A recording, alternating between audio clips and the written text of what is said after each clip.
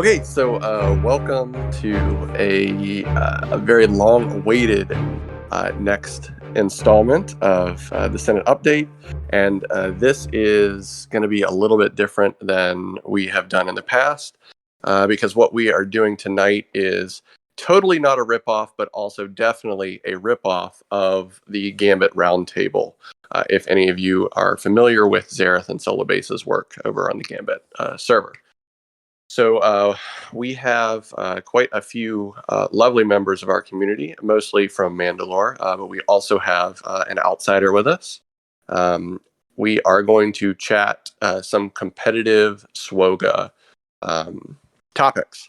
And nobody has done anything about datacrons yet, even though they've been out for almost 3 months now. So we're going to dive into that topic and a couple other topics, and hopefully it's a good time. So, without further ado, let me just introduce the panel that we have real quick. First up, we have a Mandalore officer. His name is Darth Primus. Primus, say hi to everybody. Hello, hello. There's that sexy voice. Mm-hmm. All right, so enough of that. We also have another Mandalore officer. Everyone say hello to Zill. Zill, say hello to everyone. Hello, Senate Alliance. Hello, hello, hello. There he is, the man coming with the hot takes right there. We also have the former GL of Mandalore, Thol. Say hello to everyone, Thol. Hello to everyone, Thol. Perfect. That's exactly what I expected out of you. We have the current GL of Mandalore, and he goes by the name of Storm Pooper. Say hello to everyone, Storm, please.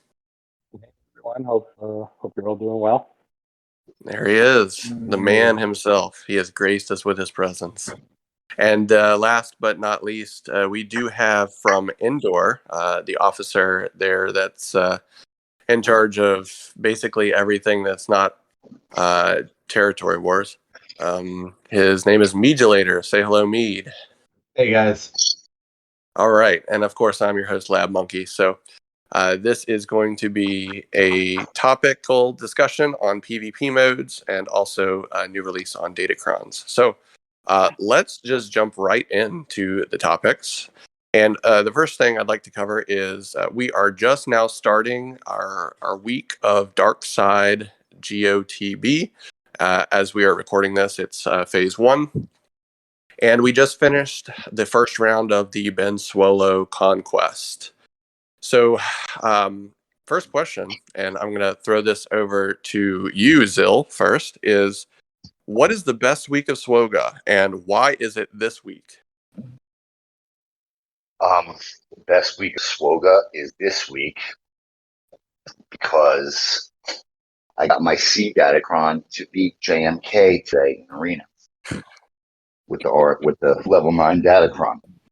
But that's why it's the best SWOGA week for me. All right, so nothing about Dark Side Geo or anything, just the C Datacron. Got it. No, Dark Side Geo. Gosh. Yeah, it's time to sim that. It really is. It's time to sim Dark Side Geo. It basically is on Sim nowadays. Primus, what do you think? Is Dark Side Geo the best week of SWOGA, or is there another week that's better? As long as it's not running alongside Conquest, yeah, it's vacation time for me. I don't have to worry about TW anymore. Yeah, too true. What do you think, Pooper? Is Dark Side Geo the best week, or is there another week that's better for you? I'm totally going to just lay back, relax. Yeah, it is a relaxing week for sure. What do you think, Thol? Got any different answers for us? Well, I mean, it's obvious that by far the best week of SWOGA is when you have Conquest, Lightside Geo, and 3v3 GAC. Actually, no, because too many people just say, I don't care about 3v3 and not play it. So 5v5 GAC, Conquest, and Lightside Geo all going at the same time. By far the best week of Galaxy of Heroes ever, because you never stop playing it. It is nonstop. This message definitely not brought to you by Thol's wife. 100%. All right, round out the panel for us, Mead. Talk some sense into us. What is the best Swogo week? Oh no, it's this one. I don't even have to. I can just go beg someone from like a lower guild to come fill a spot. Everyone's happy. My whole guild is happy this week. This week is the best week. Hell yeah! I gotta say that when Conquest finished up earlier today, and I realized that Darkside Geo had just started, it was like a 50-pound gorilla just lifted off of my shoulders. Like I'm probably even going to try hard in GAC this next week. Like that's how great this week is in Swoga. Conquest ended days ago for me. I was sitting at 319 tickets for like 96 hours almost. Jesus. Yeah. So you mean to tell me I'm in the minority here? I don't get it. But that's what CG wants us to like. CG wants us to play all the time, 24/7. I don't understand. Yes, it's true. It's true. Which is why we might see a new territory battle soon. At least for that Darkside, would be right? phenomenal. Yeah. Yeah. It would be. I mean, it would be fun. It would be fun, but do we think that they actually have like the time and wherewithal to actually put something together that doesn't suck? Nah. They're going to tune it to datacrons. That's what they're going to do. Yeah. No, Crumb actually said that they were looking into PvP stuff with PvE stuff with datacrons. So Well, that'd be good. Wouldn't surprise me. All right. Enough of that. Obviously, Darkside Geo is the best, and it's not even really up for discussion anymore. Let's dig right into Datacron, shall we? I know that's what everybody's chomping at the bit to talk about. So let's do it.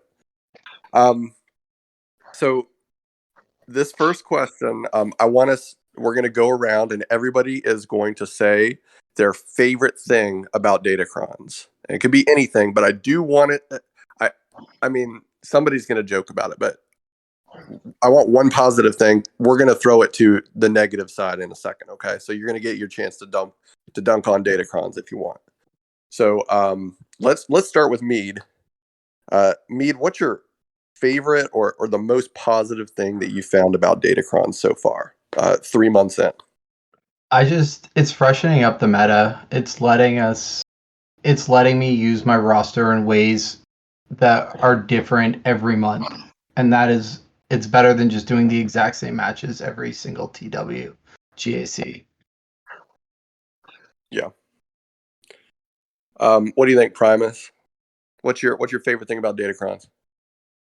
Well, I don't want to copy Mead, but I guess the theory crafting aspect is probably the one highlight for me. You can mix and match, and especially with the sets that have light side and dark side buffs, you can try to find a team that will at least benefit from at least level 3.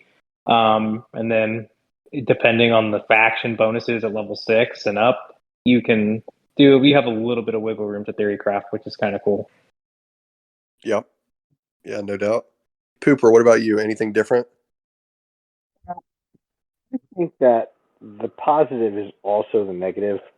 The new variable that's involved with basically every aspect of PvP with these things is really cool because, like everybody says, it gives you a chance to kind of, look at things from a different perspective, use different teams, make stuff a little more potent than it usually is.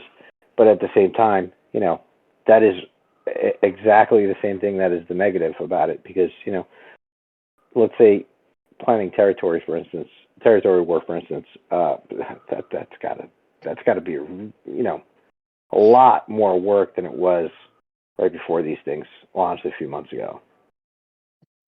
It is definitely something. All right. Yeah, that's a really good point. And you know what?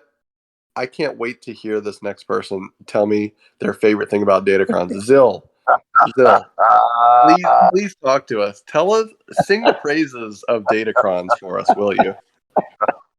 I, this is a soul searching question. Am I in confession right now? You can be. I What are you can wearing? be.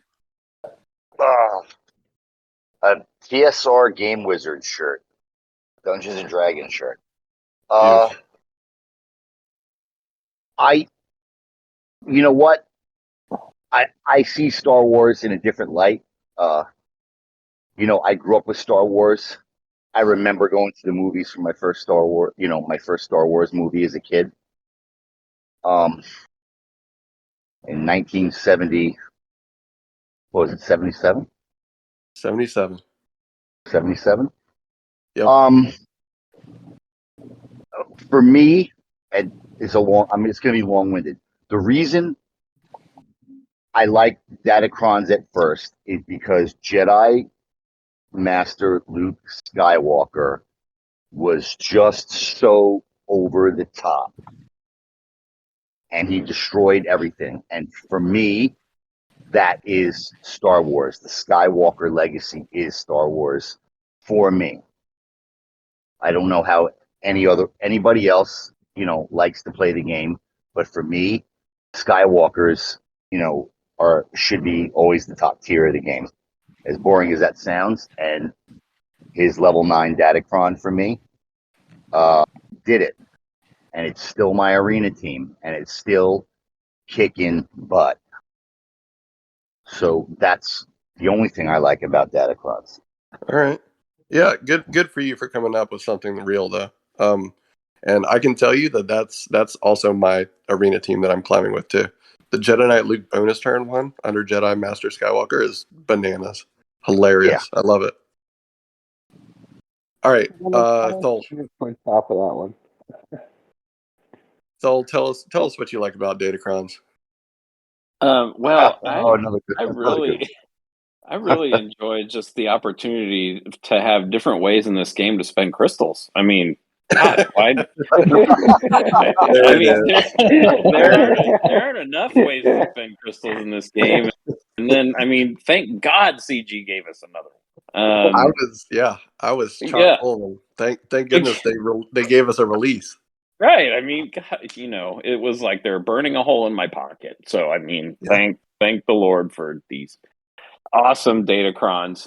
No, but seriously, the one thing that it's good and bad for some people, and it's really good for other people. So, like, it can take a 8 million GP account, and if you want to spend all the crystals that we laughed about a minute ago on Datacrons, guess what? Your 8 million GP account can destroy a 10 million GP account in GAC. So it has really, I mean, depending upon how much you want to spend on these things, if you want to compete with the big boys and you don't have quite the big boy account yet, Datacrons are the way to go, because you can get your way up there, because it's to the point where I don't really even check mods anymore against who I'm playing, because it's all about the Datacron. There you go. I mean, I'm serious. I mean, the thing that I check more when I do my GAC matchups is what level 9 Datacrons do they have. I don't check to see how many 20 speed mods they have, because it doesn't matter. I slap a 25 plus TM bonus Datacron on every light side team, and the speed doesn't matter anymore. That's right. So and to that respect, that's why it makes these are great for people that want to punch up higher than what their roster really can. But in the same time, it's a massive negative for these older accounts that don't want to spend all the money on Datacrons, because now all of a sudden you're getting beat by an account that's 1.5, 2 million GP less than yours. So There you go. Yeah, The cat I'll out of the bag. I'll add just a tiny little different flavor to this, and I will say that one nice thing about Datacrons is that I no longer feel like I have to be ultra efficient in Conquest in terms of getting the feats done as quickly as I can to save 50 cost refreshes. I used to have to do that before Datacrons, to try to, pinch every crystal, blah, blah, blah, blah, blah. It drove me crazy. It made Conquest a super duper mega chore, because that's just the kind of person and player that I am. But now I I don't have to be like, I don't have to worry about double dipping or triple dipping on as many of these feats anymore, because I'll just get the feats on a bonus treasure node because I'm going to be farming Datacron mats anyways. So like, right.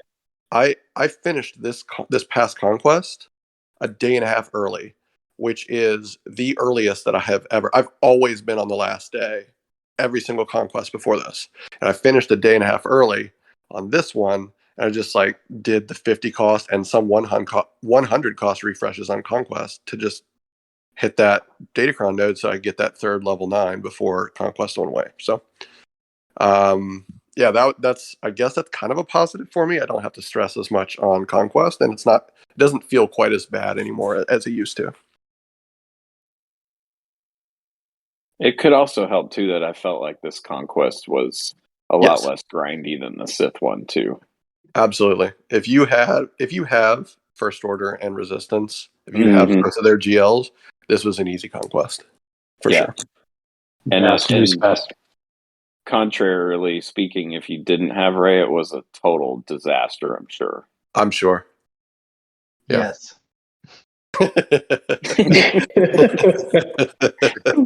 Wait, Mead has re-entered the chat. Wait, people still don't have Rey?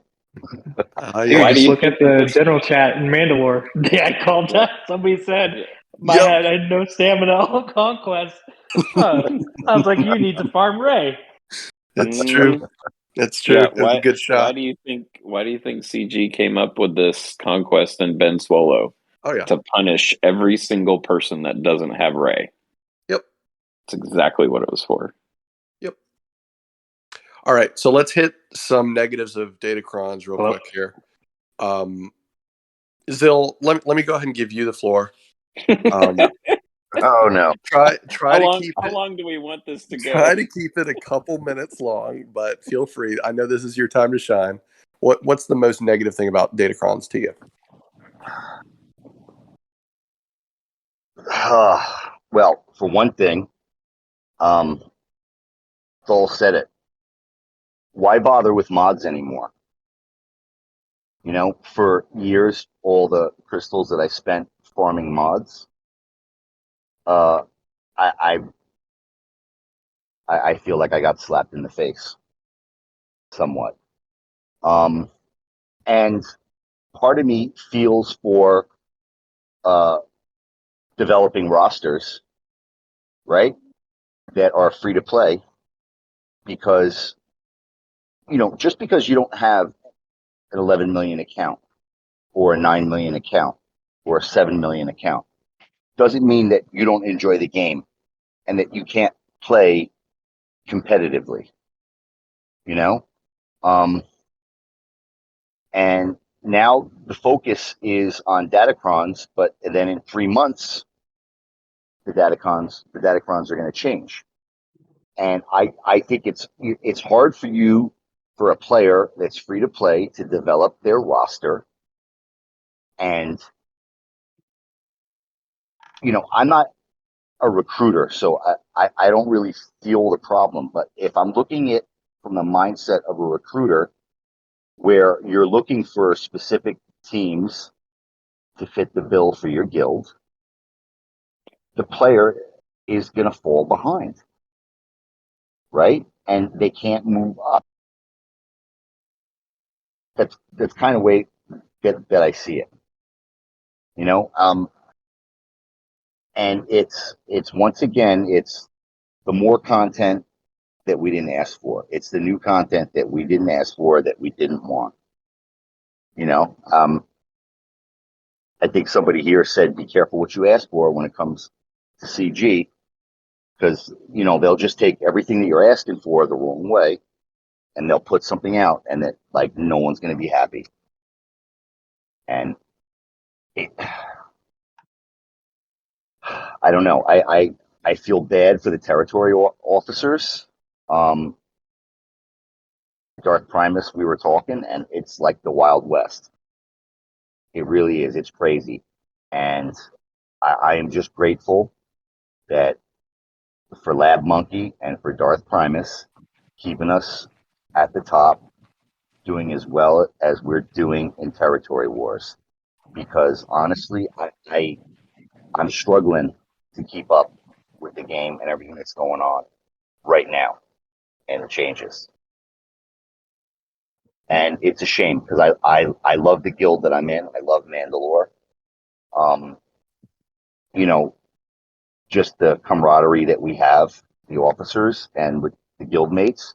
And we've got a great guild. We got great people in our guild, you know, and, you know, the level that we're at, Thol talked to this about this before in previous podcasts, where it's hard to maintain people. And it seems like, you know, every time there's a game change, there's going to be turnover. People are unhappy. They're going to leave. This was definitely by far the biggest turnaround I've seen. And it's sad, you know, because I think the game is losing some. The game lost. We as a guild and the game lost some really, really spectacular players. So, you know, they had a real talent to play in this game, and we lost some of those people. That's all I got for you right now. All right. Yeah, man. Thanks. Yeah. A lot of truth in there, for sure. And Primus, let me throw it over to you. I think I know what you're going to talk about, but I want to hear you say it. So please. Oh man, I got a lot to say. And there's a couple things I'll piggyback off Zill, but I think the number one thing for me, Bull already said it, Zill touched on it, it marginalizes your mods, and that pisses me the fuck off. Like, I've worked hard for my mods. Sorry, I'm a mod snob, but I shouldn't be outpaced by some dude with shitty mods because they didn't put the time and effort in over 5+ years like I did, and just because they have more datacrons. Like, that's crap. Like, I'm sorry, but I put in 5 years worth of effort and you put in 2 months worth in datacrons. Like, that's bullshit. Like, you can't tell me that's not outrageous. I just lost this last GAC because of datacrons, also because I'm an idiot and didn't set my defensive map up right. But it's just, I think that's one thing that's just unacceptable for me. Really, really peeves me. Number 2, territory war planning. There it is. There it is. Wild West, man. Like, you thank God Hotbot put out the easy way to see who has what datacron, how many they have, and both your guild and the opponent's guild, which you can somewhat plan. But at the same time, like, here at Mandalore, we're not going to require people to farm datacrons to stay in. Like, enjoy the game at your pace. We know datacrons are controversial for a lot of players across the community.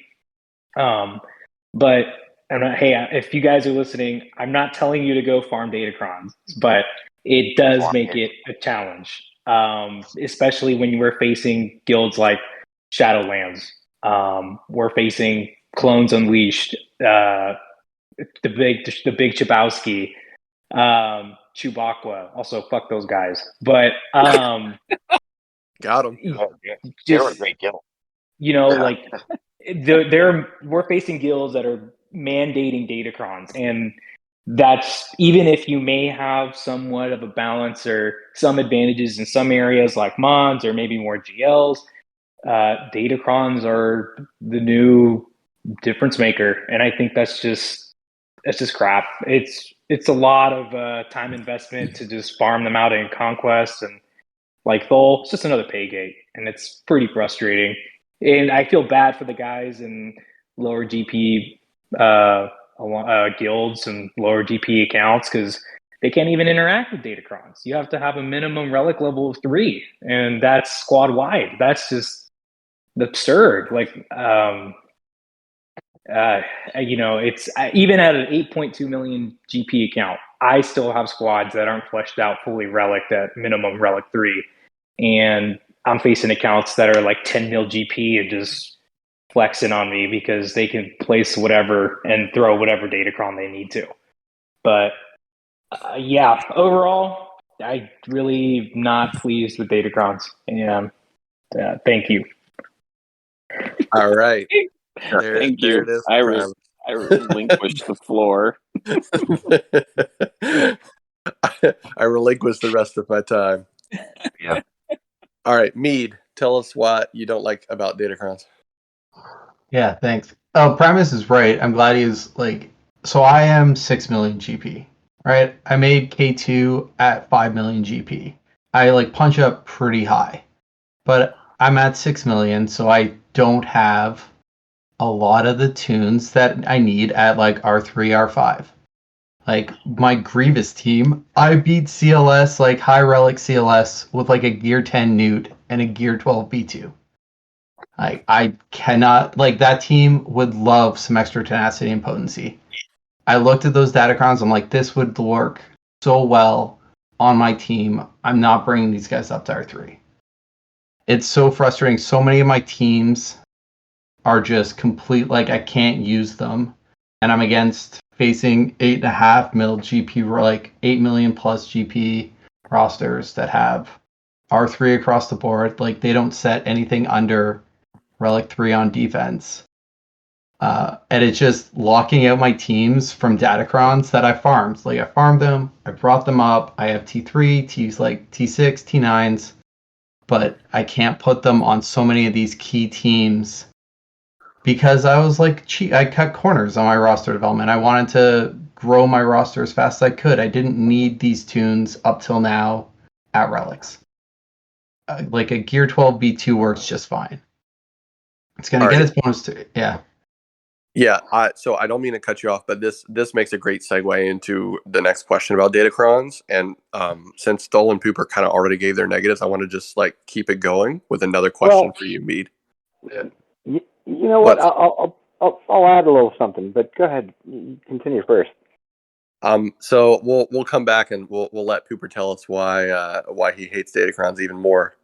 But what I did want to throw out here, and just off the top of your head, Mead, tell us how many, if any, how many characters have you brought up relic levels specifically to make Datacrons work for you?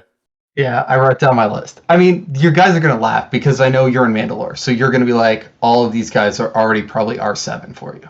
But I brought up CLS, I brought up Jedi Knight Revan, brought up Dark Revan, and I brought up like Basilos Sean Fallen. I love all those choices. I know, but like, because I have Malgus, right? So I needed my T9 Datacron, which means I need R5 for my Sith Empire. All right, I have my JKL T9, so I need R5 for all of my Jedi. Yeah. All right, and then CLS, I needed like at least use the damage immunity like Datacron, so my whole team, he was sitting at R4, perfectly fine, right? Happy, killing stuff, no problem. But I had to like bump him up to R5 just so I could use the Datacron. Yeah. That's all I got so far, but I also have a list of like tunes that are just sitting there being like, troopers would be like, I have range trooper gear 12. Yep. Like troopers would be really nice to like throw on some extra, especially now that, I mean, I don't know if a Datacron will ever get troopers to beating Malgus, but like I could see that a Datacron coming out that could push them. All right, Pooper, tell us real quick about your most hated part of Datacrons, and then tell us who you've brought up for Datacrons. My largest issue with these things, it's not that they marginalize your mods, because they really don't, if you think about it, because, you know, if they had some longevity, you'd be able to figure out ways to work around that. But my issue with them is the longevity itself. once you kind of get a hold of, okay, this is what I need, this is how it works, this is what I got to do when I'm looking at this, once you get that all in perspective, that 90 days has elapsed, and now you get to start all over again. And, it took that long for you to get your GAC under control, for your territory war officers to get, their strategies under control. And it's not like nothing else is being added to the game. So you have constant new variables being added, and a constant variable within those within that structure as well. So the longevity of the damn things is my issue. Yeah, a lot of people have that same issue. Yeah, for sure. And I agree with you about mods. I don't think they marginalize them. I think in some specific instances they don't matter as much, but you still need good mods for sure. At lab, do you think we would be as mad about the whole mod thing if they didn't bring out the plus 25% TM one? Like, is that the one we're all mad about, or is it across the board? I think that's I think a it's probably large that one. part of it. Yes. And so I think when that goes away, you'll find that mods are still really important. Well, look, a 400 speed tune with 25% turn meter is faster than a 400 speed tune. Okay, but once you get that going on both sides, again, you're not marginalizing anything. You're just using what you have and then building on it. But again, it's not the fact that you have another tool, it's that you have a tool that's going to disappear on you. Yep. Okay, I'm going to actually offer a counterpoint. Again, this is Thol. So I'm going to offer a counterpoint here to actually, that's not as negative. So first of all, we're still in the exhibition season of the Datacrons. And so I would be shocked if we ever saw another Datacron like the 25% TM Datacron. I just don't think it's ever going to happen again because of the blowback from it. That's one thing. The other thing that I would say is that while the Datacrons are temporary, which is kind of nice because it changes things up. Like JML is not going to be, I agree with Zill that JML, it should be like the holiest of holy in the game or whatever, because he's a Skywalker. But at the same time, he's not going to be like top of the food chain forever because these Datacrons are going to go away. And then someone else is going to, someday Jabba the Hutt's going to be the top of the food chain, which just grosses me out. But anyways, and so that's the nice thing about them is that they do go away in 3 months. So things change up a little bit. But the things that don't change are the fact that you have to take your characters to certain relic levels. And I know for Mead, it's like an issue because, you're farming other things and you're trying to get other stuff going. But at least you don't lose those relic levels and your tunes will always be those relic levels now. So, there is a little bit of give and take as far as the Datacrons go. Again, just a devil's advocate. And thank God that we're gonna have that R7 Mon Mothma forever and ever because she's just a beast. Part of one of my complaints is the release tempo. They released the first set of Datacrons and then there wasn't an answer for it. So like my C was on the bench. I used him in just one weird example. I used my C for counters, for other GL counters, let's say, for example. And it seems like, he was on the bench until, I got the right Datacron for him. Yeah, and he did suck. That limited my roster. That annoyed me because I didn't jump on the bandwagon with Datacrons. I kind of waited and watched a little bit just to see where everything settled. And it bit me in the butt a little bit. Okay, fine. But I didn't like the release time, the staggered release. Because it wasn't like good for all the GLs. There's 6 GLs and I just didn't like it. I didn't like their soft opening. Well, now that we have the third set, the only GL that hasn't gotten a specific Datacron, well, I mean, you could argue Lord Vader, but the cooldown reduction for him is just bananas. So, Yeah. Supreme Leader Kylo Ren is the only one that hasn't really gotten very much love yet. So, but think about how bananas he's going to be if he He gets doesn't something need that he one. likes. He does not need one. He already He's- counters everything. He is good. He's very good, and I guarantee you they're gonna release something for him. It's probably gonna be in the next set. So Yeah. buckle up. Or Lord Vader's R9. going to get something specific, and that's going to be ridiculous. Yep. He's probably Yeah, going to be able to ridiculous. gain turn meter without the Without health without reduction. losing health. Oh Yeah. God! Can you Don't imagine that? say that. Phasma Don't say lead, that. dude. Phasma lead. There's a reason. There's a reason that clause is in his kit. There's a very good reason. All right, so let's get back on topic just a little bit. So, Pooper, tell us what you've brought up specifically for Datacrons to make them work. Anything? Bam. Oh, yeah. I actually skipped out on upping CLS. He works just fine at R5. But that Bam Datacron was just ridiculous. Yeah. All right. Thol, So he went from R5 to R7. have you brought anybody up? CLS for me. Yeah.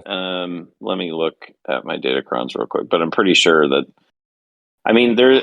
My thing used to be like taking tunes to R4 because R5 is really when you like have to spend more spendy stuff. And so I have all these tunes at R4, and I still get into a battle, and I'm like, I can't use this Datacron because he's not R5. Son of a bitch. Gotcha. So,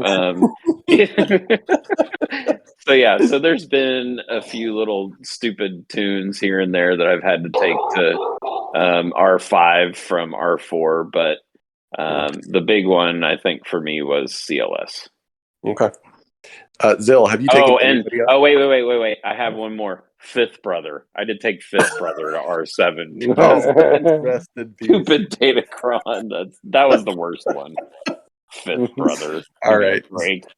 Nobody's gonna top that one. But Zill, have you brought anybody up specifically for Datacrons yet?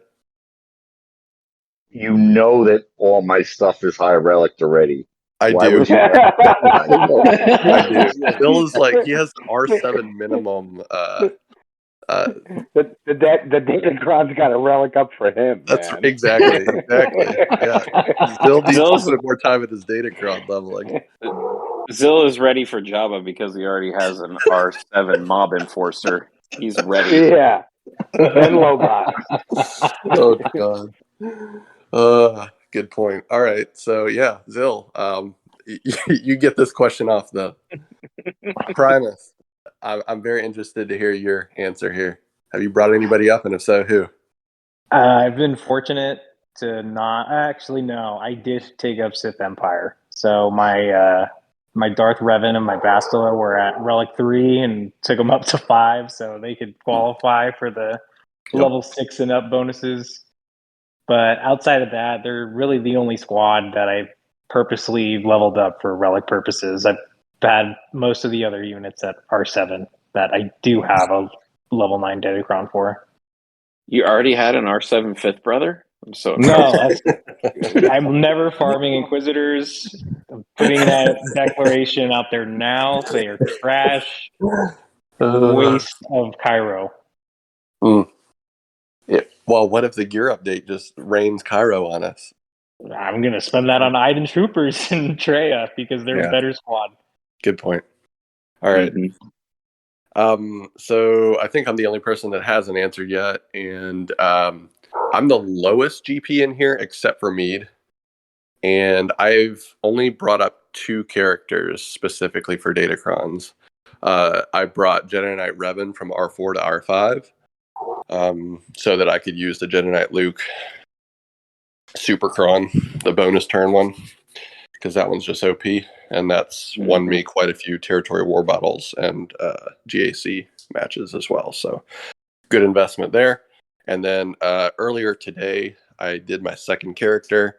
I took Bam from R5 to R7 because I rolled his cooldown Datacron, And so now I'm going to be able to two-man Lord Vader in GAC. So that seemed worth, and he's a pilot, blah, blah, blah, blah, blah.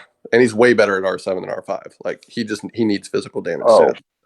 He gets way better at Yeah. So, I mean, it was a no-brainer. That's why I went ahead and did it. But those are the only two that I've done so far because, resources, Lab. management, blah, blah, blah. Now, Lab, I love you, but I would love you more if you had an R8 BAM. I would love me more too, actually.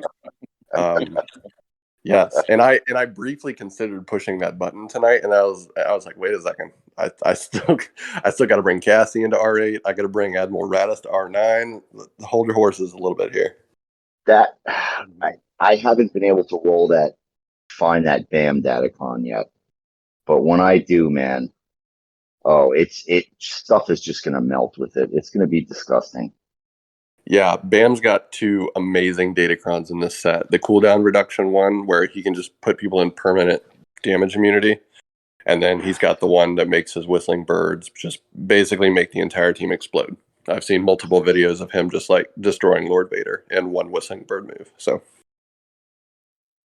pretty cool. Get your BAMs to R7 if you can. And if you can't, don't worry about it. Because it's just datacrons after all. All right.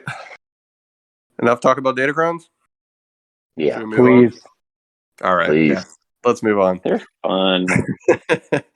I'm sure we'll still mention them in the next two topics. But let's talk about GAC, okay? There's been a lot of changes to GAC in the past year.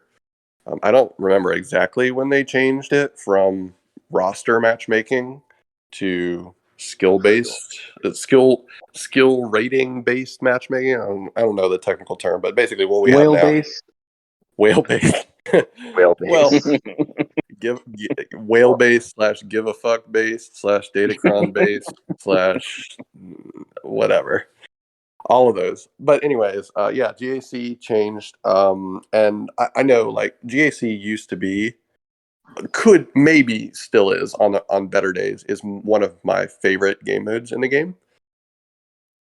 But I don't know. I'm not sure what it was about GAC. I'm pretty sure it's a skill-based matchmaking. After it settled down and you realize you're going 50-50 no matter what, I think that really cooled it down for me.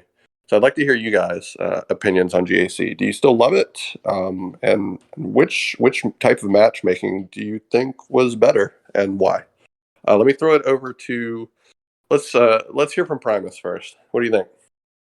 Oh man, yeah, I was pretty sweaty when the changes first launched. I got plopped right into the middle of Kyber 2, and I think I went on like an insane win streak to jump into Kyber 1, got all the way up to 3,900 skill rating. And then I hit a wall, and that's when I started getting angry because I'm like, what the hell? I was winning a bunch, getting a bunch of crystals. And then it's like, hey, how you doing, sir? I'm 11 million GP, and I'm about to kick your ass. Have a nice day. And it just started to become like a downward spiral, and then you spiral back up. It came to a point where I had to accept that I am going to perpetually go 50-50 with my wins in GAC, and that's kind of sad. Like, I can't. It's no longer strategically using your roster against an equal opponent. Sure, people will argue that there's people in your bracket because they're at your same skill level, but at times that's just truly not the case. There's going to be, especially with Datacrons, if you got 25 plus relic squads at R5 plus and all these Datacrons, you're gonna just roll over me. Like I can only do so much defensively and offensively, and my options are limited versus my opponent with a significant power difference. And I think that's really sad. I'm no longer I don't feel competitive in GAC anymore, and I think I'm a good player, but I don't really want to try anymore. I'll just look at the matchup and like, okay, I can try here. And if I can't, then I kind of just phone it in, do a battle, and walk away. It's not worth my time because I know what the result's going to be. I think that's my biggest gripe is you are set in 50-50. Unless you're in the top 100 competing, DAC really doesn't matter. And that's why I'm trying to internally argue, is a GAC Omicron worth it? Yeah. Yeah, that's that right there is a conundrum that I also struggle with. Pooper, let's hear from you. How do you feel about GAC? Okay. First of all, is a GAC Omicron worth it? Yes, it's necessary in order to maintain your level of income that you choose to maintain. Okay. I used to really like GAC. Never cared for the 3 versus 3 stuff though. So now that they've by design created an environment where you can only win half the time, I kind of have to look at it as, okay, strategically, where do I want to win and lose? So, during 5 versus 5, I play as much as I can. I miss one here and there because I'm too busy, whatever. But I do as well as I can. And then when 3 versus 3 rolls around, I just a lot of rounds I don't play, or I put a half-hearted effort into it, and those are my losses there. So that way I'll maintain my Kyber 1 standing and my income stays the same. There's no stress involved. I'm only playing the ones that I do enjoy. But, in order to maintain that, K1 standing, you kind of got to invest in your GAC Omicrons. I'd rather put them in Territory War. That's my favorite game mode, but you gotta maintain your, it's a balance game. Yeah, I want to add real quick.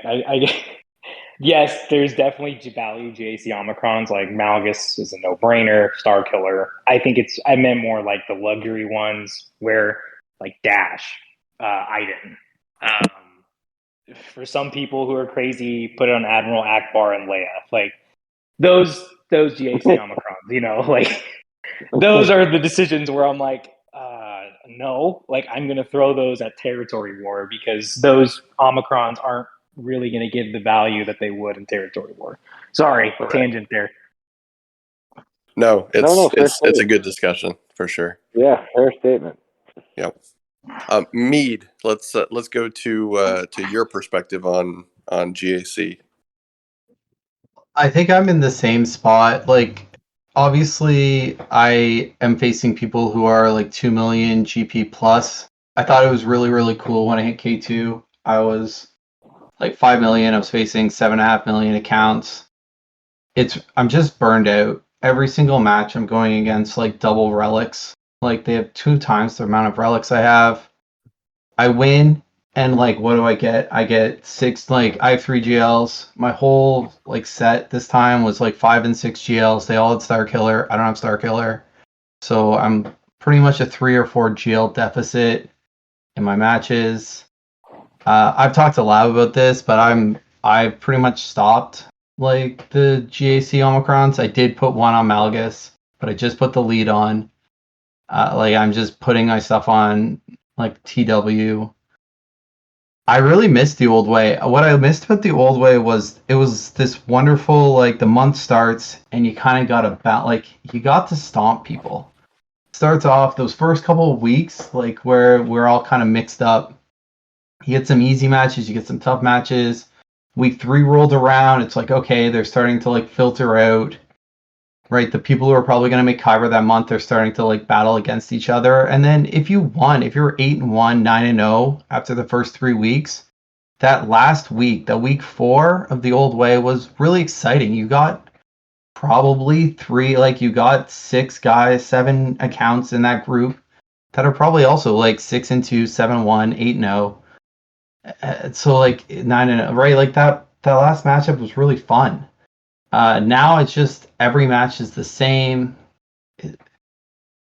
It's fine. Like I'm trying. Like sometimes I'll just ignore it. But it just all winning does is get me matched up against people who are going to stomp me, and then I get brought back down. So I'm pretty burnt out on it. Like, I'll stay in K2 because the crystals, but yeah, I'm not looking at investing heavily in like GAC tunes specifically. You know what's crazy is that other than a couple of the numbers that you threw out in terms of like the GP and K2, Yeah. that's exactly my experience as well. So yeah, I thought foolishly that once I got Lord Vader, my 6th GL, that I was going to like ascend to this plane of existence where I could like compete in the top 500 routinely, and it would be fun. But reality is that, just like Mead said, winning only makes me like I just went 3-0 this week. Okay. And I know that my next bracket is going to be, I'm going to see some 10 million accounts. I'm probably going to see some 10.5 million accounts. And if I'm lucky, I'll see 1 or 2 11 million accounts. And that's just how it is. And like, yeah, there are some bad players with big accounts, and I beat one of them in this bracket. But if you go up high enough, the bad players can't win up that high. So you only play against like the people who know what they're doing. And if people know what they're doing and they have a huge relic advantage on you, and like every squad, and they have 3 more squads than you do at your disposal, because you know you were farming Galactic Legends, so you don't have the gear for Iden. You can't take your Sith trio up to relic levels. Like your Admiral Radis team isn't in place yet. That sort of thing. You just kind of like don't really have any strategic options. So, anyways, that was my turn, and I just wanted to echo what Mead said because it's basically my experience too. Thol, why don't you tell us? You flirted with the 3,900 4,000 skill rating line quite a few times in this new system. Tell us about your experience. Well, that's where I am right now. I'm like 3966, and I think I've been as high, I can't remember, maybe close to 4,100. But I mean, the thing is, it doesn't really matter what your GP is, everyone's experience is the same. You get up too high, you get your ass kicked, and then you end up like falling down back to where you quote belong. There's really there's no way that you're going to get above a certain level just because when you get up that high, it's just a disaster. Like this last round. So before I took my 1 week hiatus from the game, which who laughed at me? Come on. Your Brett Favre retirement. Yeah, my Brett. No, more like Tom Brady. I've got to retire 3 more times though. But yeah, so before that, I lovingly have the nickname of Thog because I would turn into the GAC Hulk monster when I would get my butt kicked in GAC, and everybody loves to just watch the rage machine that is Thog go off in our chat rooms because of me doing something stupid or RNG kicking my ass or something. And so now, after my 1 week sabbatical journey to the Mecca of calm and peacefulness, fog is no more because it's just like, whatever. I mean, like I lost this last one because I was in the championship round against a guy from Maw, and he set this stupid easy defense so he could save everything for offense because he knew that fleet RNG is a shit show. And so he changed up his fleets just a little bit. It's like he knew he scouted me obviously for what I use on offense, and I couldn't clear one of his fleets. Conversely, he couldn't clear one of mine. I lost by 11 banners, and I was just like, it's fleet. Whereas the Thog would have just ranted and raved for at least 24 to 48 hours about it. So it's just, I've finally come to the realization that the way the system is now, it's like no matter how good you are, you're going to be 500.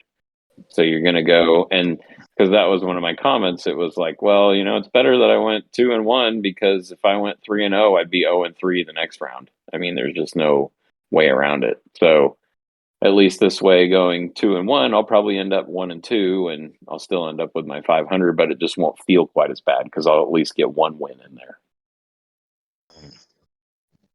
We miss Thog, but it's probably for the best.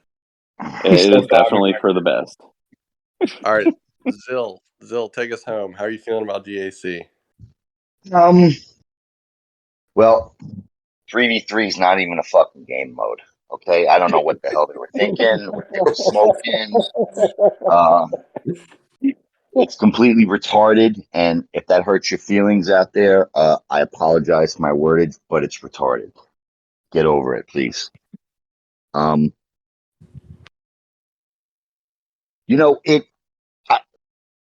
Pooper alluded to it a little bit.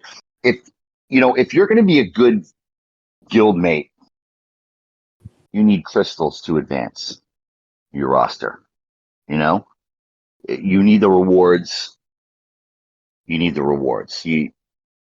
as many free rewards as you can get in this game at any time that you can get them.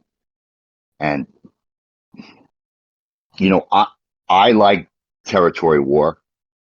That's my love. My first love in this game is territory war. So I will always choose for my guild a territory war Omicron over a GAC one.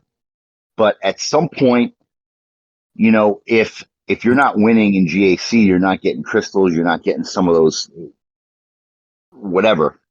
Like if you keep getting your butt kicked, like the first week that Tuscan Ami came out in 3v3, like I don't know why, the crazy reason that I decided to just try a battle against it one time. I just got wiped out, and I'm like, I just hated 3v3 even more.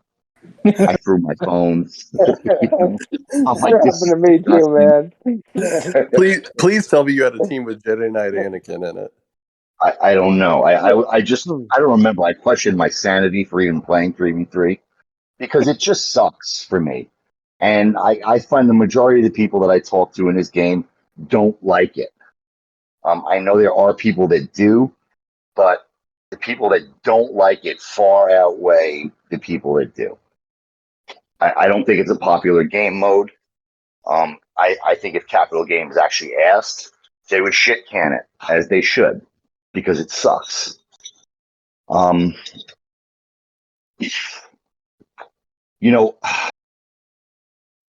can't remember how high I got one season. I did really, really well one season, but to be honest with you, I couldn't keep up the tempo in GAC, and I think I reverted back to. Well, that's another thing about the Amis that pisses me off. All right, because they don't. It's only game mode specific, and that annoys me because I still am one of those people that always wanted a sandbox mode. I always wanted besides arena, I wanted a place to test teams without bothering, my shard mates every 5 minutes. Can you put this team in? Can you put that team? Because it's annoying. People are at work, people have families, people go to school, and you can't developing these counters takes a lot of crystals. You can watch videos and people can help you, or you can figure it out yourself. I like to figure it out myself. And even when I do watch the videos, I like to try it out myself before I get to GAC, before I get into a territory war. And it's like with the Amis, you can't even do that, and then the matchmaking,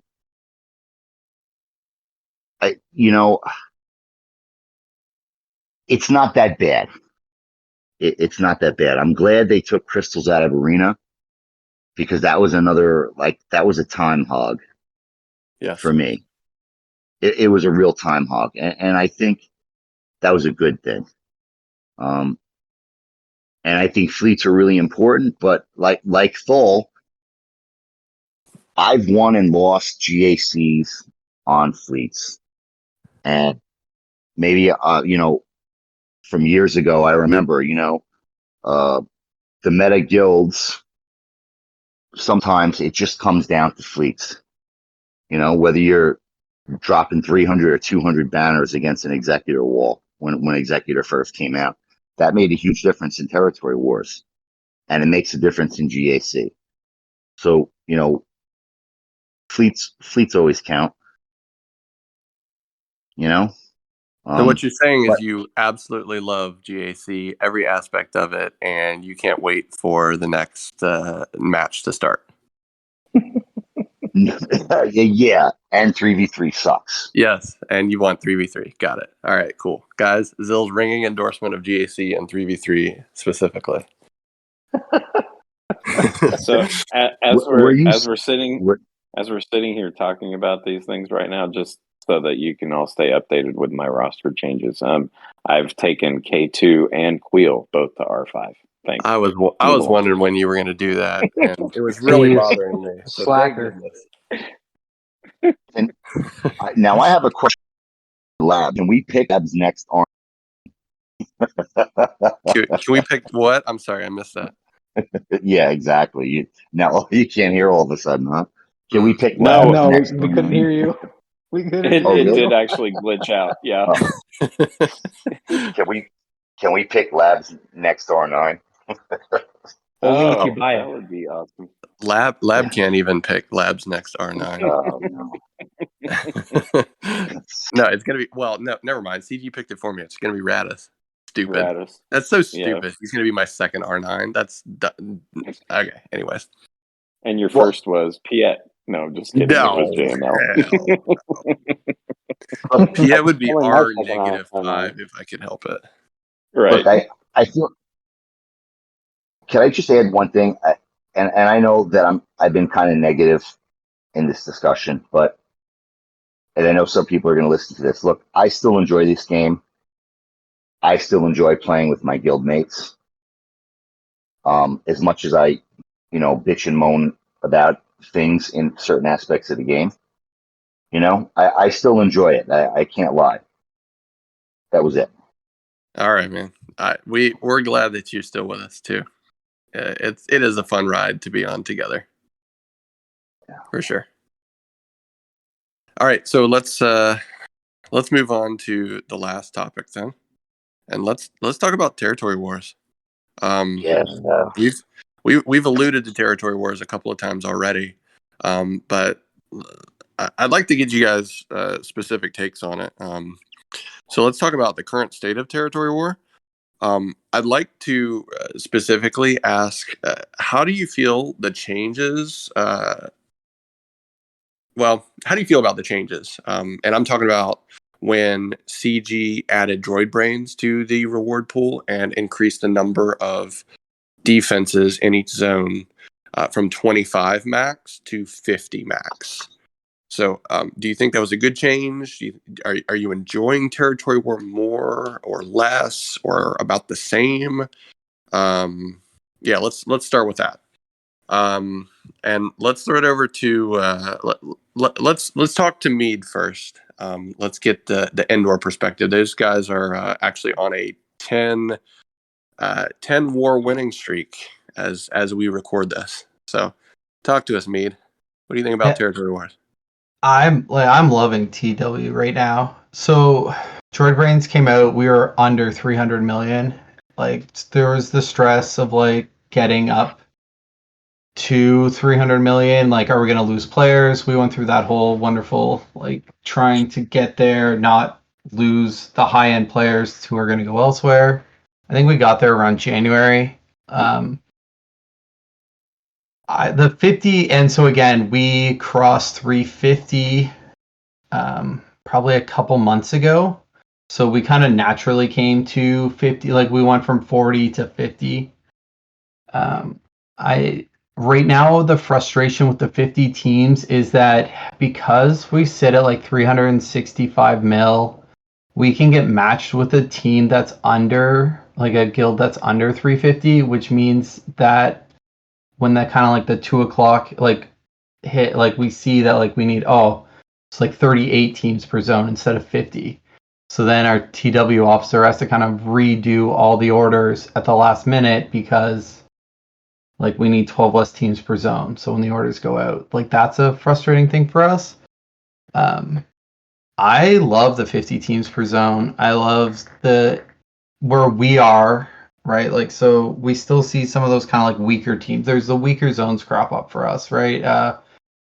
It stretches the rosters. I think it stretches guys' rosters better. We get to kind of go a little deeper than the 30, 40 teams per zone. It's really just the meta teams in every zone. They're all just like you can't be as creative with your like kind of like the back end of your roster. The big thing for us, like we're 10-0 because of Datacrons. Like Endor is pushing Datacrons hard. We are 2-1, 3-1 Datacrons to our opponents, and we are setting, like we're kind of calling them super teams, but the Rays, the JKL Datacron with JML, like we are like the JMK stun team. Like we're setting these teams on defense, and like the people that the guilds we're going up against just can't deal with them effectively. So we're having a lot of fun. That? Sorry? Would you mind a question about that? Yeah, go ahead. Do you think that you might be, I don't know, limiting your long-term growth by investing so much in a short-term item? I don't think anyone knows what we're gonna get when these all go away. Like when this set rotates out, I don't think anyone actually knows what they're gonna give us in return.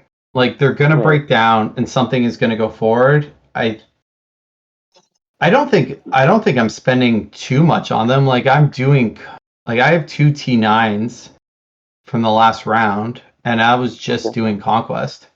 I don't think I did like maybe like 500 extra crystals, some shard currency. You said you guys were pushing them hard as a guild. Pushing like comparatively. Okay, fair enough. My assumption was that hey, take your focus out of immediate growth, right, and limiting. I'm sorry, maybe the word I used earlier was right, but slowing your growth long term, in areas that don't disappear for something that's short term like Datacrons. But if you're saying minimal investment, understood. I thought you're. So I think it's worth noting that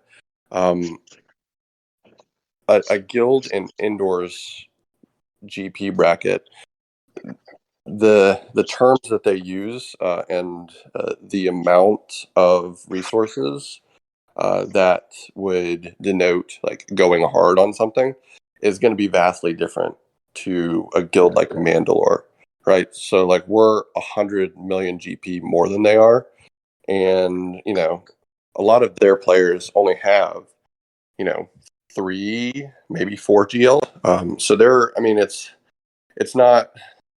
It's a whole different ballgame. You can't compare apples and oranges in this particular setting. But I mean, props to them for recognizing how powerful datacrons are.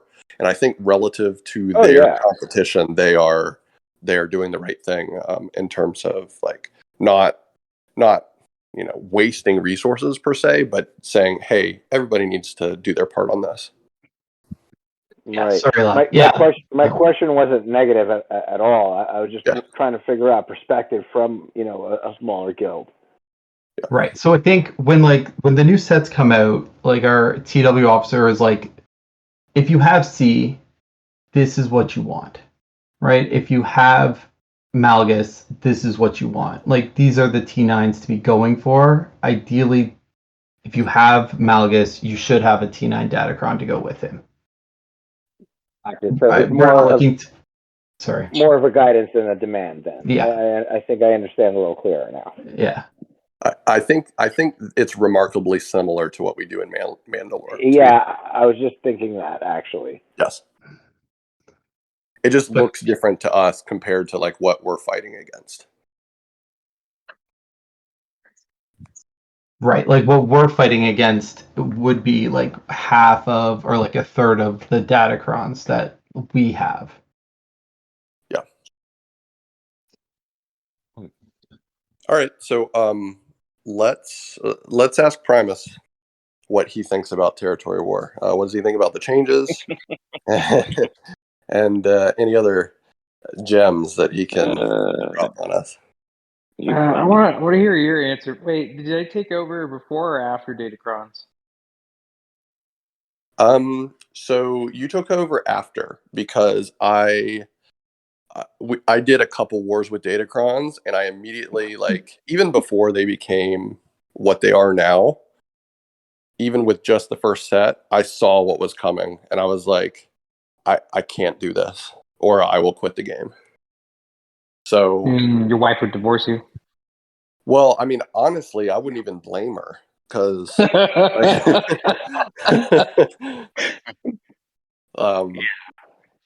I mean, it's just, you know, I love territory war, and I'll get back to you in just a second here, Primus. But I do want to make this point.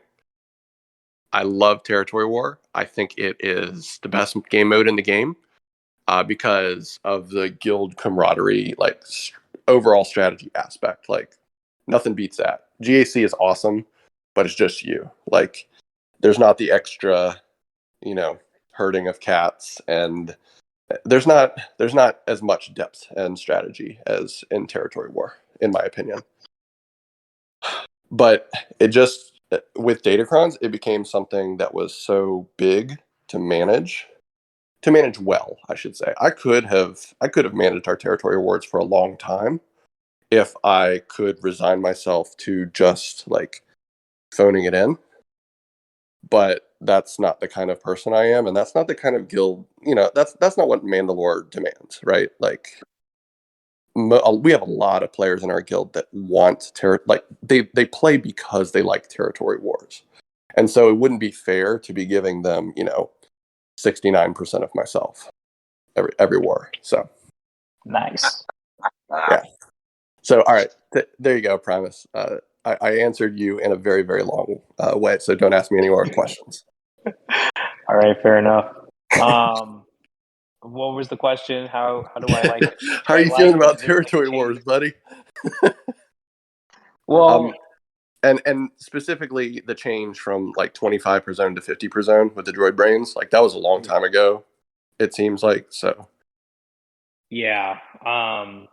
When the changes first came out, I feel like I'm a I wouldn't say irrational reactor, but yeah, I had a pretty irrational reaction when it was like, all right, guys, 50 teams per zone, no change in times to attack and set defense, and your rewards increase marginally. Have fun and kick some ass. And I think that was kind of like a eye opener for a lot of us as officers and other players in the guild. Like, holy crap, we need every single person online within a reasonable amount of time to hit one zone, two zones, and log off for the rest of the night, or at least for an hour or two till the next zone opens, whatnot.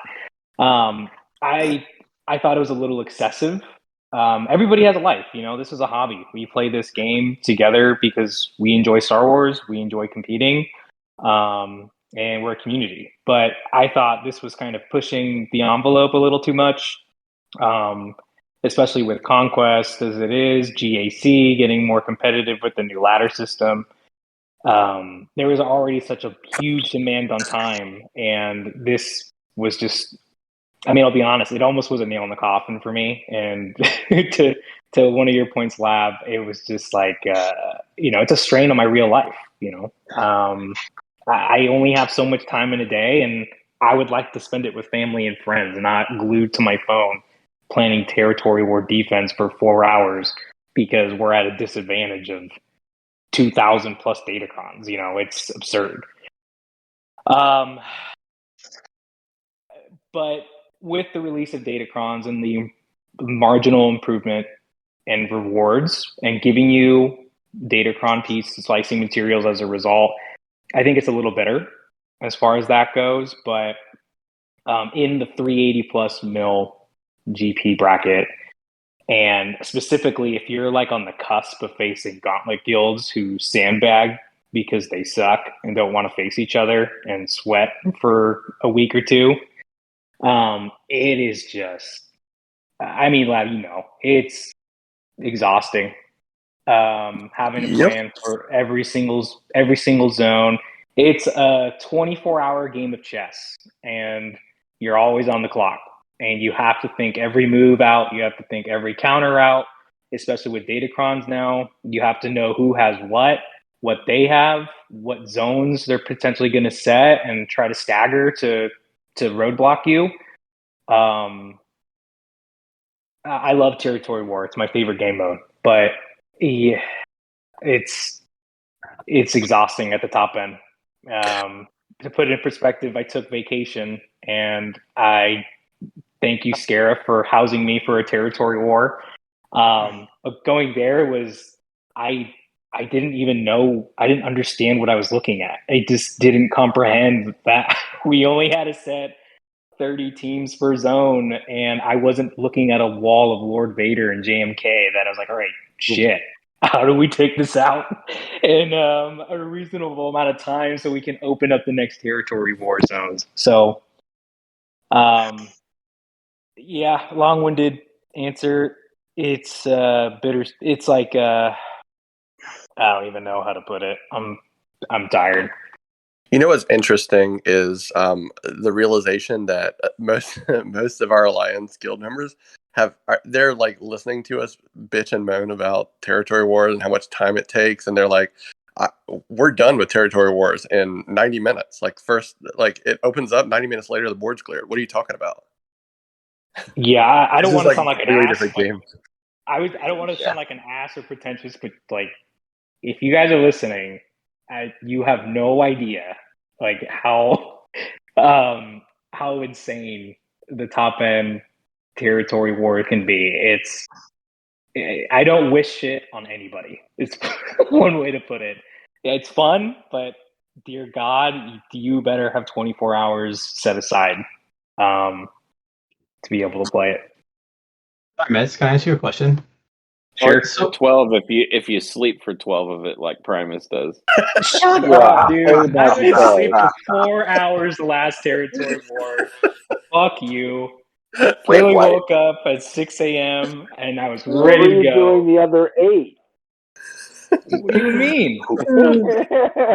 You slept 4 hours. Oh my God! Don't. I'm just Primus, joking, man. Primus, we Who love said you. you were allowed to sleep during? We appreciate you so much, Primus, doing what you do. We just have to give you shit. No, I'm gonna that's go get for a beer real. now. I'm gonna go No, get wait, a beer hold now. on a second. Don't go easy on him. Who said you're allowed to sleep during territory wars? Who said Everybody- something? I think it was like Cam. Mead, yeah. Everybody that has run territory wars in Mandalore has come to the point of wanting to quit. That is a fact. Yeah, it's a real thing. I think Cham said something one time. It was like 6 a.m. or something at my time. So what, 9 a.m. Eastern for you guys? And I was already pissed. I was waking up early. It was a ridiculous war where we didn't even get the ships yet, and it was 6 a.m. And Cham's like, geez, dude, way to sleep in. I'm like, fuck you. God. I literally went to sleep 4 hours ago, and I'm waking up because nothing's moved. Nothing's changed. And it's like, I went to sleep, my problems didn't go away. So fuck you, Cham, for giving me that shit. God. All right, Mead, quick, ask your question. Yeah. Okay, Primus. So how specific are your orders when you open it up and it's like, okay, Lord Vader top, JMK bottom? Like, are you calling out all the counters? Do the guys know what the counter? Like, how hands-on are you being when you see like the first two zones open up? Have you read an encyclopedia before? I honestly will look at every team in the zone, look at what the majority of datacrons are, And from there, give the order to specifically tell, all right, guys, if you have XYZ Datacron, you're using this GL to counter this GL. If you don't have XYZ Datacron, you're going to counter this specific GL without this Datacron or with this one. So I get very specific. I'll highlight stuff in the commands. I'll put things in parentheses. I'll space it out so you are forced to read the entire command. So if you guys in Mandalore hear this and you're like, why the hell does he give a freaking dissertation every time he sends a command? Because I care and I want us to win. So and then 3 people will mess up, and it's because they didn't read the instructions. Yeah, don't even get me started there. And it's typically on the top, like the very first line that said, "Do not use X," and they're like, "Failed because I use X." All right. And one of them's an officer. And one of them's an officer. We won't say who, but it rotates. And probably- Zill forgets to put on forgets in quotation marks to put on a Datacron. Yep. Oh my God, does it I've at a done spite. that so many times. I've done it so many times. Okay, I'll well, also I've been add, through most of also those add times, videos. but geez. Yeah, and also add like to answer your question, Mead. Also answer. I'll put like videos if it's a little bit more of a not as intuitive counter, or also provide step-by-step guides at least for the first couple like turns of the battle. So if it's like CLS versus Shock TBB with the TM Datacron, it's like, hey, you need to shoot Shock first and then go Echo. I get very specific to answer your question. And it also does depend on how familiar we are with a counter. So there are some counters that we don't really have to put up a video or anything on. Like before Malgus came out, Troopers versus DR. Like we ran that battle for probably 2 years. Every territory war, everybody would run that battle. And so like we don't have to put up a video and step-by-step instructions every time we call that counter. But now with Datacrons, we're finding that we're having to do a lot more videos just because of, all the mechanics changing. And we want to test ourselves, like, does this still work? I think so, but let's try. That's where a lot of the officer fails come from, is testing things that were not good ideas. Hey, Mead, I've seen Lab and Primus ask for things and kind of what I think quite a few times is I've seen them read the kits and kind of ask the other officers questions and mates questions, and then kind of make on the spot call theory craft, right then and there, and call the counter. Like, guys, we've never ran this counter before. I think it's going to work. Let's go with it. And the guild responded. It's not always a known entity. Because some of these guilds, the Shadowlands guilds or Chewbacca or whoever it was, they have some really smart territory officers too, and they're going to throw curveballs at you. And if you're not ready, you're just going to swing and miss. Yep, like Primus said, it's a 24-hour game of chess for sure. Yeah, it's fun in that regard, but it's also stressful. Yeah. Zill, I was just gonna have Zill give us his 2-minute impression of Territory Wars. If he thinks they've gotten better, worse, or the same since the changes. Better, worse. It is. I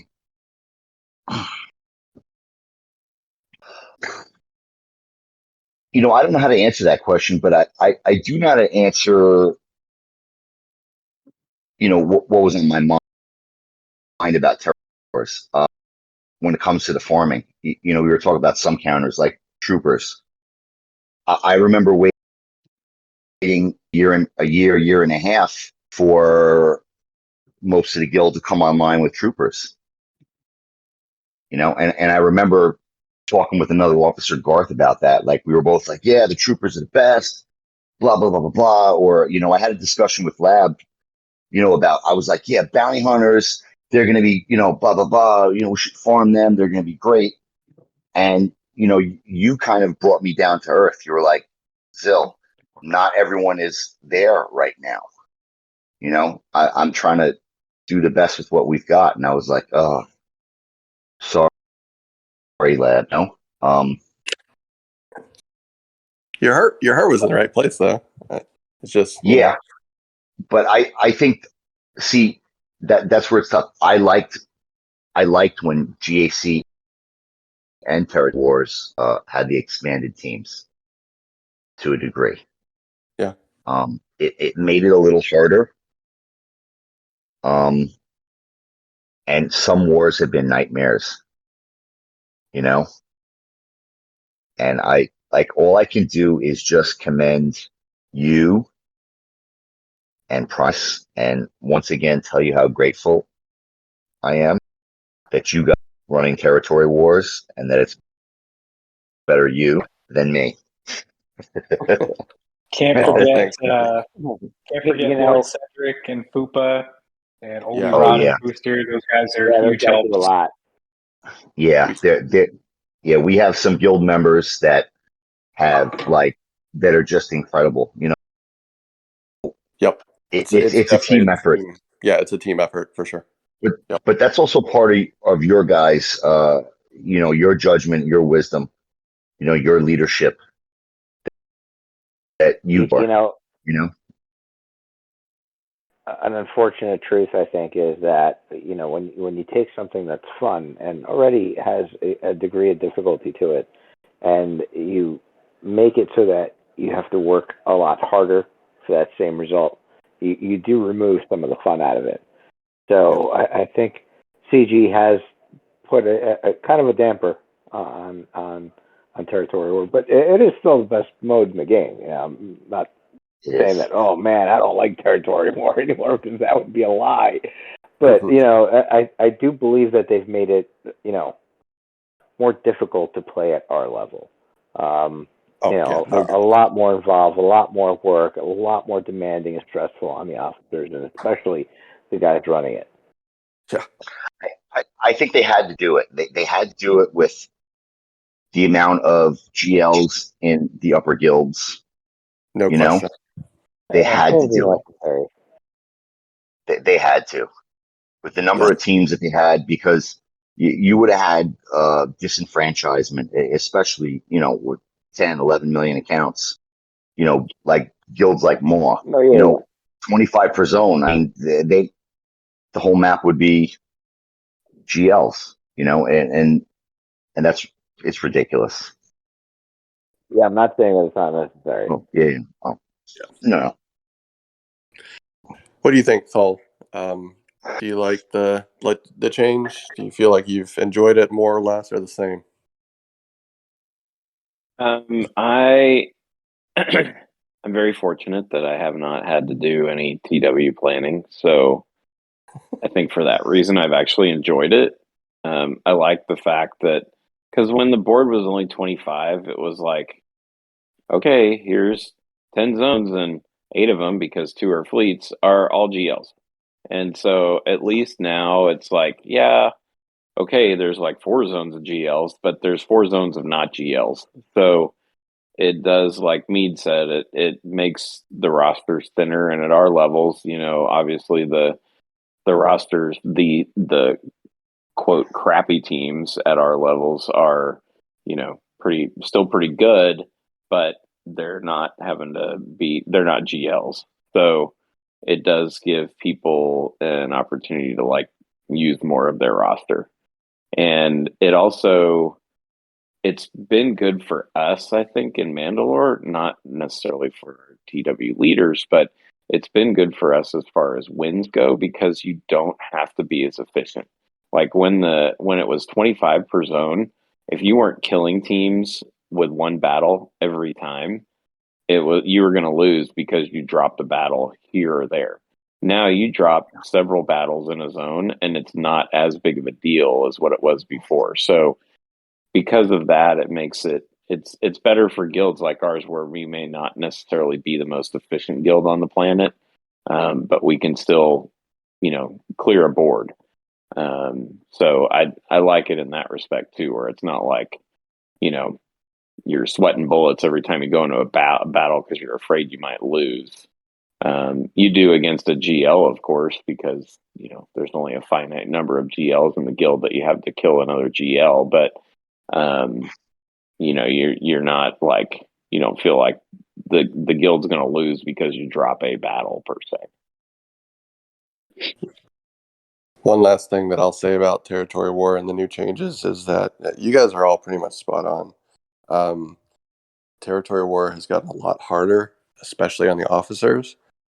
And I found that as long as you win, the extra effort always feels gratified. Like every time we win Territory Wars, I feel like, it's like a huge fist bump. Like, hell yes, we just destroyed that other guild. Doesn't matter if it's by 2 banners or 2,000 banners, whatever. We as a guild were better than that guild, and that's the teamwork aspect, and that feels great, and it feels like it validates all your work. But we don't win every war. We win more than we lose, but when we lose, the extra effort and time that was required to, try to win and then to end up losing, that's where you really the burnout is real. Like, why did I just do that? Why did I spend that much time and effort just to lose anyway? Like, we could have done absolutely nothing and gotten the exact same rewards. So, yeah, but then we never would have had that nice little screenshot of being number 7 in the world. Yeah. You know what? Yeah, in fairness, there's no guild that we've come across that has been our equal that we did not beat. It's unfortunate, but at our level, we are dealing with, the gauntlet guilds that are really sandbagging hard and coming down to our level. And yeah, of course we can't compete with those guys. They have freaking everything, but when it's pound for pound, I can't remember of a single time where we've lost. Yeah, we don't lose fair matchups. It's true. All right. So let's go ahead and begin the wrapping up process. Then we've been at it. We're closing in on the 2-hour mark. So let's wrap it up for both our sake tonight and for our listeners' sakes. So, let's talk real quick. I just want a 30-second soundbite from each of you. What do you think the future is of Territory War with the new fleet and the new GL coming? Do you think it's going to be good? Do you think it's going to be bad? Or same old, same old? Thul, why don't you start? Well,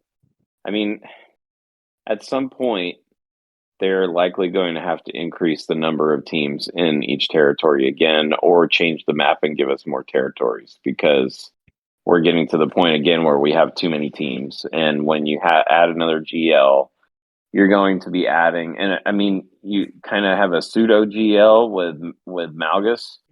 So now you have Malgus and the Sith Empire team. You've got 6 other GLs, and then we're going to add Jabba to the mix. Yep, that's good. And then you got Juhani, so that's another GL level team. So they're either going to have to add more zones or more teams per zone again. I think they just need to add more zones because they're going to have to add another fleet zone. They're going to need to add, they're going to have to add a zone where we're putting in endurance to just fill it up. So but yeah, I think that's yeah, right. I think that, unfortunately, I think that's the future of TW, is that they're going to have to either add more teams or add more zones. And I think the map itself is outdated. They need to come up with a different map that has more zones in general. What do you think, Phil? And that, sorry, I'm just going to add one more thing. because I wanted to mention it before.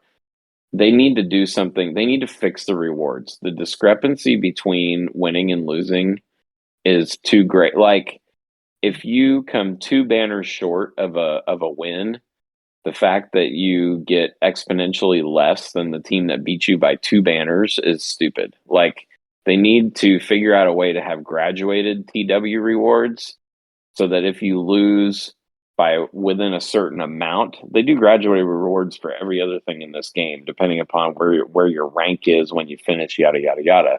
They can do it for TW.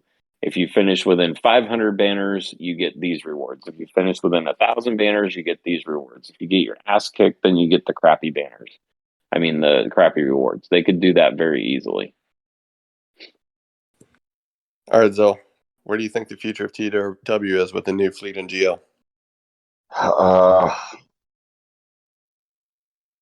It's going to be different. We'll moan about it, but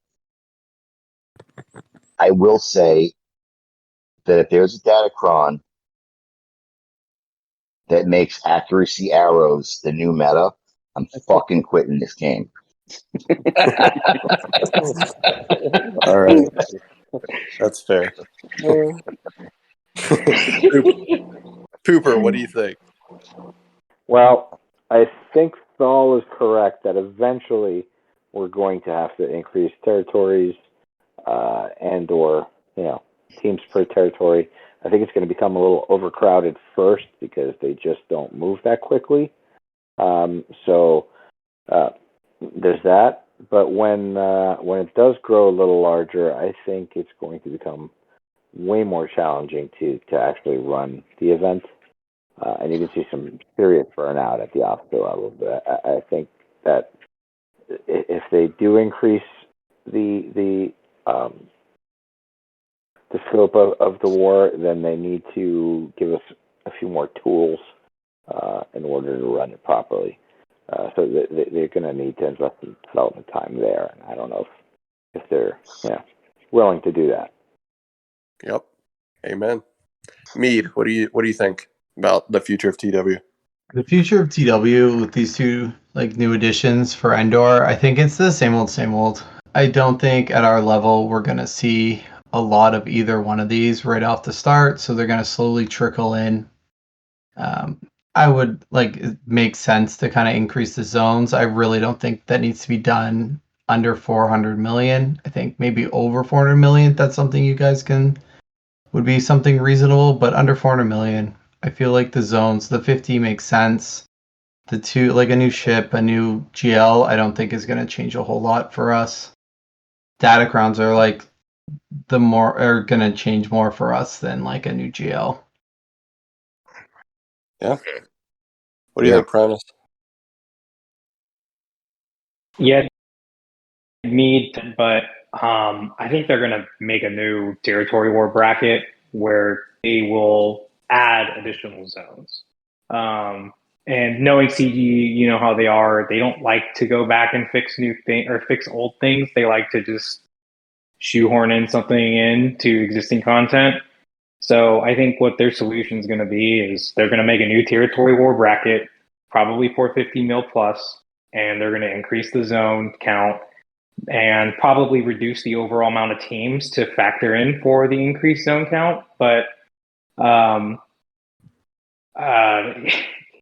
fleets, man, I don't even want to imagine fleets. If they add another zone, God help us. That's all I got to say. Yep. So here's my hot take. I don't think they're going to touch the ground zones. I don't really think they need to. I think Datacrons do a good enough job of rotating in and out the power levels of certain squads. I think that's their intention with them. To where, obviously all the GLs will still be relevant, but, they'll rotate in, a couple of A-level teams and a couple of other teams will rotate out, like Mon Mothma won't be relevant after her Datacron goes away. I think that's their intention on the ground. On the fleet side, I do agree we're going to need to see something else. Otherwise, it's just going to be guilds are just going to, a lot of guilds are just going to hold Executor and Profundity for offense and be like, fleets don't matter. And honestly, that's a really appealing strategy if, if profundity beats executor and executor beats profundity, if it's kind of like the negotiator malevolence type meta, then I can definitely see that being, a strategy that almost every territory war guild, at least up in the 400 million club, uses. So they're going to need to increase zone or do something up there. Let me think. I had one more thing that I was going to say, and I can't remember. So I guess it wasn't that important. Okay. Oh yeah, that's right. I think the reason we're only getting one GL, and maybe Jabba is the only GL we get this year. Maybe not, but I think they slowed down on the cadence a lot. Like Jabba was super late relative to people's expectations.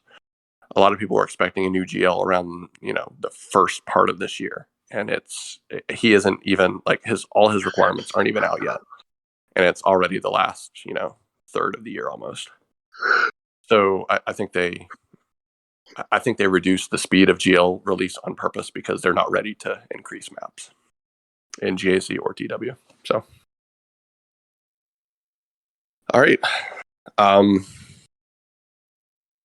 think that's pretty much it. Does anybody else have anything burning that they really want to get in before we end the podcast? We didn't touch on accuracy arrows. You did, Zil. No, but we didn't hear from the panel. Next episode, we have to talk about accuracy arrows. All right, accuracy arrows to the top of the list for next episode. Perfect. Now, we've just jumped the shark already with our first episode of this. Nobody will listen to the next one. Great.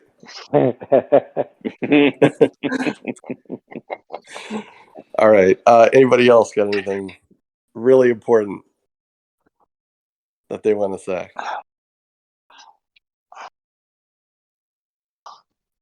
Yeah. Thank you. Thanks for putting this all together, Lab. It's been good. Yeah, thank you, Lab. Yeah. Cool. And before I go to bed, I there's a lot of guys, and there's a lot of guys in Mandalore that have done a lot in the background. And everyone that pitches in, I just want to thank all of you for making Mandalore a great guild, a great place to play. And girls, don't forget the girls. And girls, guys, girls, yeah. Yep. Yep. We do have several women. Yeah. All right.